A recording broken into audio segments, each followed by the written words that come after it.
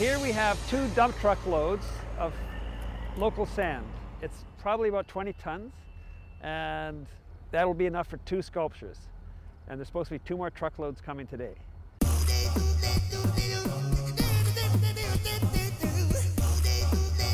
This form is the bottom form. This will be our base. And then this one over here will go on top. And then we'll do a couple round plastic forms on the top. I want this to be slightly smaller than this so that there's a pyramid kind of base, right? So something like this would probably work.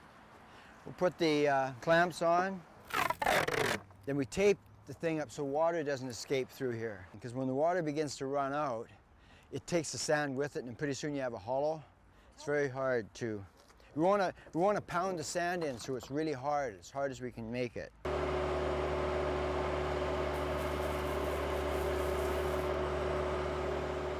The qualities of good sand are that it's unwashed pit sand from some deposit in the ground that's maybe sat there for thousands of years. So now we'll just try to spread the sand evenly. So the whole thing is really going to try to have an evenness of humidity throughout the compaction.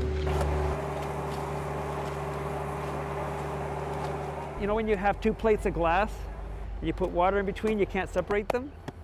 That's what happens with good quality sand. The water forms a bond between the particles, and that's what holds it up. And that's what baffles people, because they can't understand how we can make sand stand 10 feet tall. Like, how do you do that?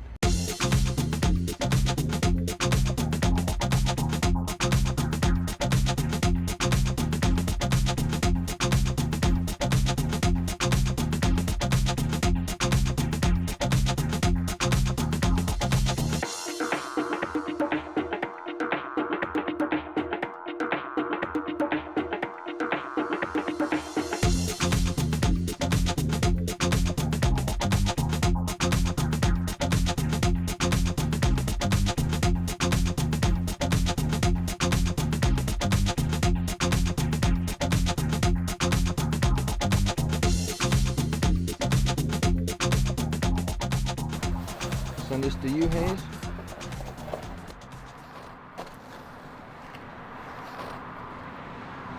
In general, it's pretty bomber. When we first take the form off, we'd like to take our thumb and just check it. And if any place where it starts to go in, you go, okay, that's a little soft, but generally it shouldn't be able to push in at all. Like it. So it's solid. No, it's fine. That's just on the outside. Ta-da! The rule for sculpting is to work from the top down. Because as soon as you carve something, sand falls down and covers, if you carve below it, it covers that detail. I'm standing on the giant's head right here. So you got to be very methodical about that. This is just how a head is shaped. I find the highest spot and I peel away from the highest spot. It's the beanstalk. This is a leaf. I'm just playing around with this just right now, just trying to get some sense of the feeling what it's going to look like. It's always hard to get the first cut or 2 in there. You're committed then.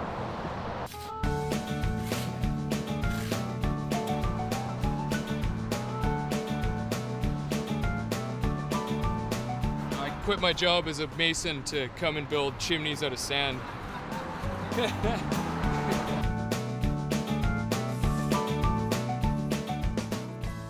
just getting the idea on finding the frog inside the box. Every sand sculptor's got to have one of these, because this is just your shaping, roughing out. You do a lot with these.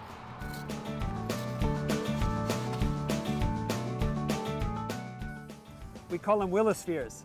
It's a tool for making little perfect spheres. Isn't that absolutely amazing? The brush works really nicely for smoothing out the surfaces and getting rid of the loose sand. You know, you can see all the tool marks and everything, and then as soon as you take the brush to it, voila!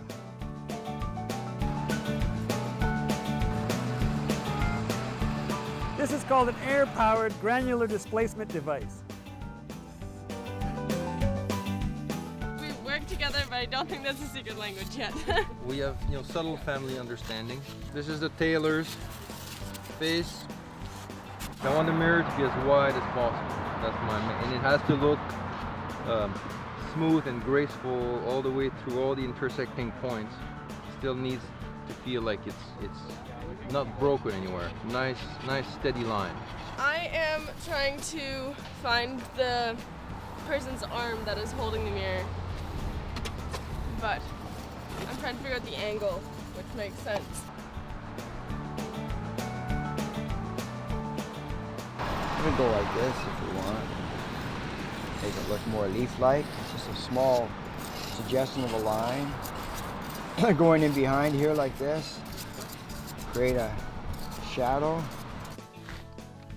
Shadows are just great. You can undercut underneath there and into the eye, and it'll really make it black.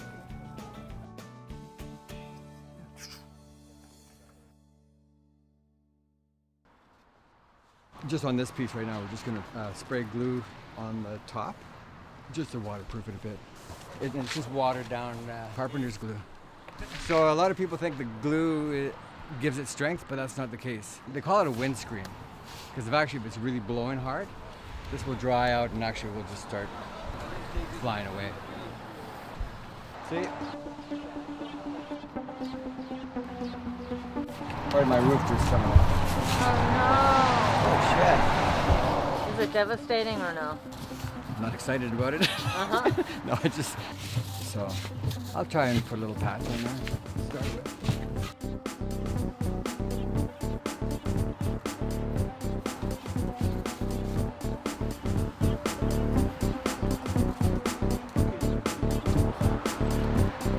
Well, it's looking pretty solid now.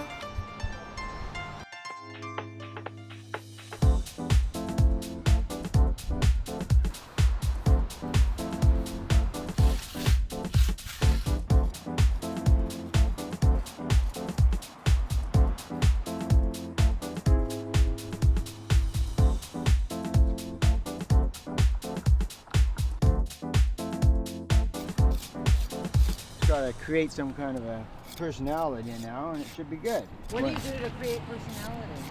Well, facial expression. Hair, no hair. Big mouth, little mouth. Gotta make the giant look like the bad guy, even though he isn't the bad guy. Jack's really the bad guy. I had a lot of chance to work with figures that are a little rounder. It's quite interesting. Still got to get the bones, but there's a lot of gravity at play. I am just adding extra sand on the edge of the mirror for his hand.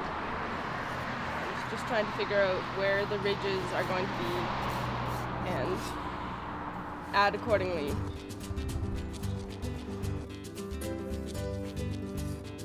So I'm aiming to get him looking down a little bit towards her so their eyes are meeting.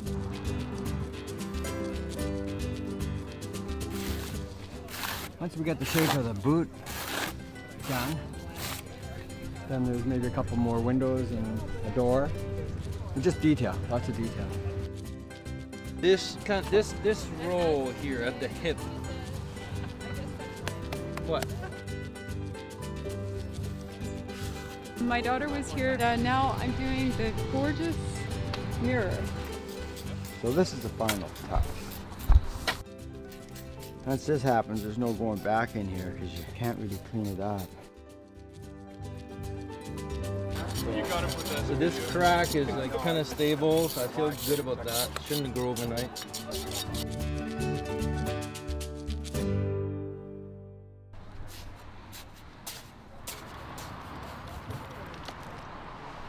Creating her hand, so she'd have a knuckle.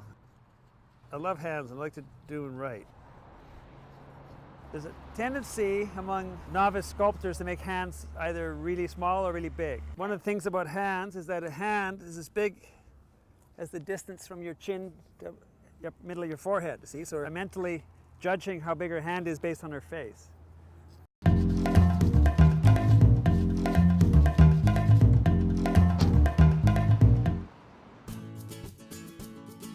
you always think you do something different in the end. I'm happy, and with what I did with Eben, that's great. It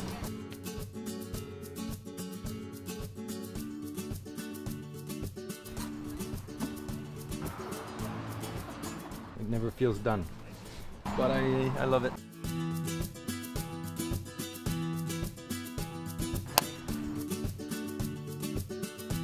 Well, sometimes you just got to say that's good enough.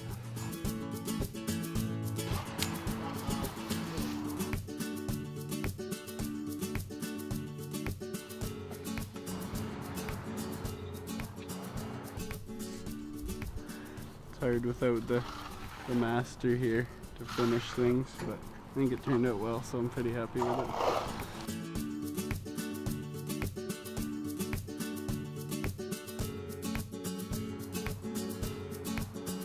I can tell that the theme is for fairy tales. Quite astonishing that people can actually make this out of whole sand. Absolutely fantastic.